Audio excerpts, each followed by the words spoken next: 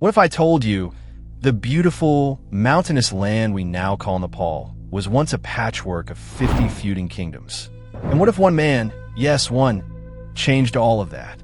This is the rise of Prithvi Narayan Shah, the man who built Nepal. Welcome to What Happened, where we unravel the greatest moments in history, one country at a time.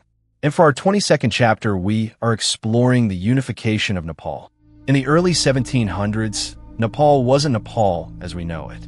It was a chessboard of tiny kingdoms, each fighting for power, each blind to a looming threat. The British East India Company quietly swallowing the Indian subcontinent. But far from the noise and greed of empires, in a modest kingdom of Gorkha, a boy was born. His name? Prithvi Narayan Shah. Born in 1723. Raised not just to rule, but to conquer. At just 20 years old, Prithvi ascended the Gorkha throne. And from day one, he had one obsession: unification. A single, powerful, independent Nepal before the British could ever set their sights on the Himalayas. But unification wasn't a fantasy. It was war, blood, betrayal, and bold strategy. The city of Kathmandu, the jewel of the valley, rich, cultured, and divided. Prithvi's first attempt to take it? A disaster. His army started outside the city walls. It seemed impossible. But this king? He learned.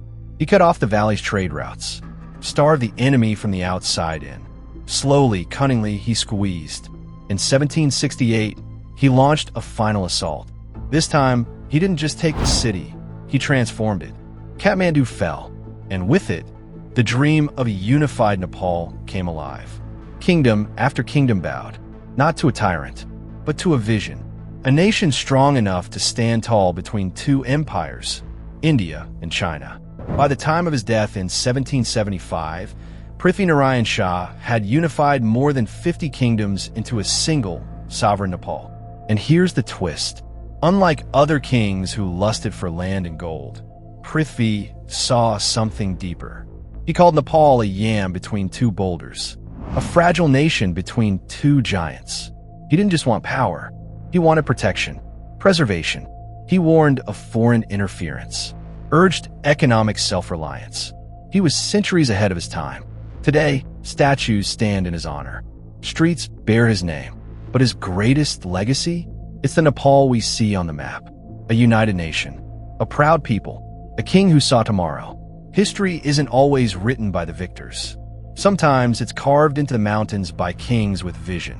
This was the rise of Prithvi Narayan Shah, the father of modern Nepal.